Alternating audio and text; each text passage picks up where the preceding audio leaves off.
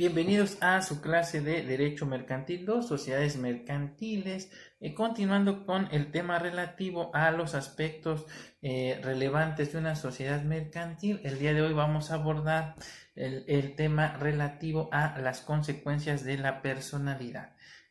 Como bien es sabido, el reconocerle una personalidad a un ente conduce a atribuirle capacidad, patrimonio, nombre, domicilio y nacionalidad. Si bien es cierto, estas características en el caso de las sociedades mercantiles no pueden tener el mismo alcance que en el caso de las personas físicas, no debe perderse de vista que estamos en presencia de una personalidad ficticia y artificialmente creada por la ley. En nuestra materia tienen personalidad jurídica las sociedades mercantiles inscritas en el registro público del comercio, así como las sociedades mercantiles que no estén inscritas ante dicho registro, pero que ya se exteriorizaron frente a tercero, esto es, las denominadas sociedades irregulares. Asimismo, van a tener personalidad jurídica las sociedades extranjeras que, independientemente del tipo o forma que adopten, no se encuentren inscritas en el registro público del comercio, pero que ya se exteriorizaron como tales frente a tercero, es decir, las sociedades irregulares extranjeras. Finalmente, van a tener personalidad jurídica dentro del derecho mexicano las sociedades extranjeras que, independientemente del tipo o forma adoptados, realizan actividades empresariales dentro del territorio nacional. De lo anteriormente dispuesto se desprende entonces que las consecuencias de la personalidad o los atributos de las sociedades mercantiles, como aún algunos autores lo denominan, son la capacidad, el patrimonio, el nombre, el domicilio y la nacionalidad. Vamos a analizar entonces qué se entiende por la capacidad jurídica de una sociedad mercantil. La capacidad jurídica es la aptitud de las personas para ser sujetos de derechos y obligaciones. Aunque la personalidad jurídica y la capacidad suelen asimilarse, como dice Carneluti, la capacidad es la medida de la personalidad jurídica reconocida a cada persona, es decir, la medida de su participación en el ordenamiento jurídico. Sin embargo, debemos destacar que la capacidad jurídica de las personas físicas es distinta de las personas morales. Lo anterior implica entonces que las sociedades mercantiles pueden administrar sus bienes, pero no con la libertad que le es concedida a una persona física mayor de edad y en plenitud de sus capacidades mentales.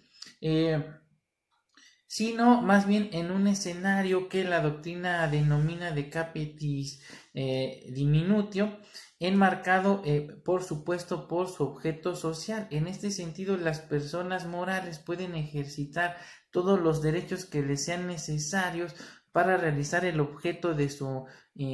constitución. Esto de conformidad con lo dispuesto por el artículo 26 del Código Civil Federal. Las sociedades mercantiles, entonces, en su calidad de personas morales, como consecuencia de su personalidad jurídica que se les reconoce, tienen capacidad jurídica en sus relaciones tanto externas como internas, lo que les permite actuar en el tráfico como una actividad individual con su propia denominación. Tienen capacidad entonces para contratar, para actuar en la vida económica como comerciantes o empresarios y para aparecer frente a los socios como un sujeto distinto con derechos y obligaciones propios. Obviamente, tales derechos comprenden también los de índole procesal, ya que pueden comparecer en procedimientos civiles, penales, mercantiles, administrativos, laborales, etc. Por lo tanto,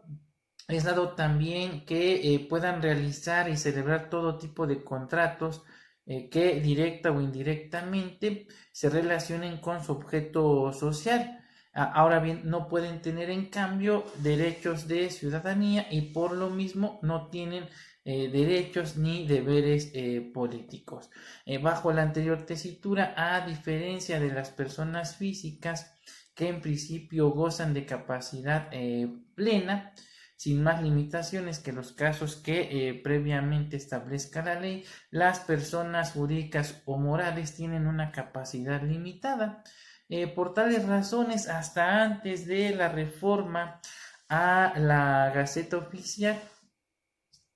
a la reforma publicada en la Gaceta Oficial del entonces Distrito Federal del 22 de diciembre de 2014 y mediante la cual se modificaron, derogaron y adicionaron diversos artículos del Código Penal del entonces Distrito Federal y ahora Ciudad de México, las personas morales no podían ser sujetos activos del delito, pues la comisión de esto solo era atribuible a las personas físicas en su carácter de autor material o intelectual. Sin embargo, la referida reforma estableció novedosas reglas que ahora deberán aplicarse más allá de la responsabilidad de las personas físicas que integran a una persona jurídica o moral, de tal manera que se incluyeron figuras que antes no estaban previstas, como pudiera ser la tentativa de las personas morales. Por ejemplo, cuando una persona moral aporta informes falsos a la autoridad verificadora, como pudiera ser la Comisión Nacional Bancaria o incluso la propia Secretaría de Hacienda y Crédito Público, con el fin de mantener la vigencia de operaciones de crédito que en sentido estricto ya no deberían de realizar, causando con ello un perjuicio patrimonial a los ahorradores. De la misma forma se incluyeron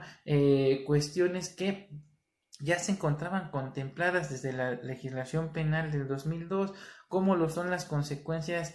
accesorias para las personas morales y otras novedosas como la aplicación de multas para las personas morales, los alcances y consecuencias para dichas personas, la prelación de derechos sobre las personas morales sancionadas penalmente, la responsabilidad penal de los abogados patronos que promueven cualquier incidente, recurso o medio de impugnación notoriamente improcedente para entorpecer el juicio o cualquier otra etapa del procedimiento ordinario o del procedimiento para personas jurídicas o morales que se tramita ahora de acuerdo con las reglas del Código Nacional de Procedimientos Penales y que por supuesto motive su dilación, así como diversas sanciones penales cuando determinados delitos sean cometidos en beneficio de las personas morales. La multicitada reforma que sufrió el Código Penal de la Ciudad de México derivó de los instrumentos internacionales que México ha suscrito en materia de delincuencia organizada, como por ejemplo la Convención de las Naciones Unidas contra la Delincuencia Organizada Transnacional y la Convención de las Naciones Unidas contra la Corrupción, que permite a los estados normar sobre responsabilidad de las personas morales. Asimismo, como ya lo habíamos precisado, con la publicación del Código Nacional de Procedimientos Penales y su entrada en vigor en toda la República a partir del 18 de junio de 2016, facilitó la tramitación de los procedimientos penales instaurados en contra de las personas jurídicas o morales. Ahora bien, retomando el tema relativo a la capacidad de las sociedades, en todas sus manifestaciones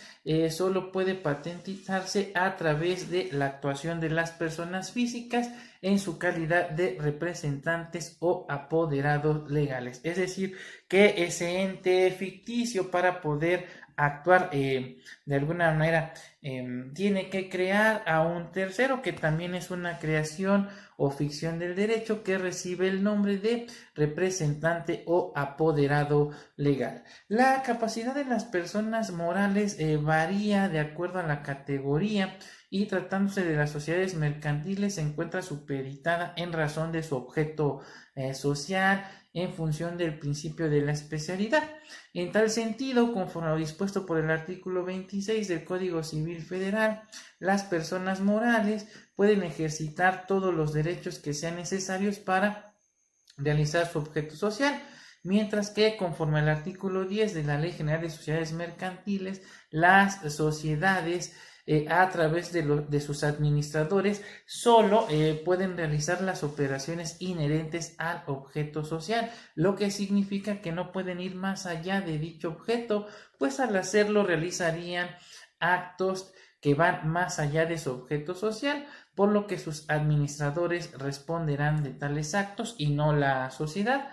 a menos que sean ratificados por la misma. Los límites de la capacidad jurídica de la sociedad mercantil dependen de los límites legales o de los estatutos para la competencia de los órganos sociales, esto es, de su objeto social. De ahí que se diga que el objeto social es la medida de la capacidad de una sociedad mercantil.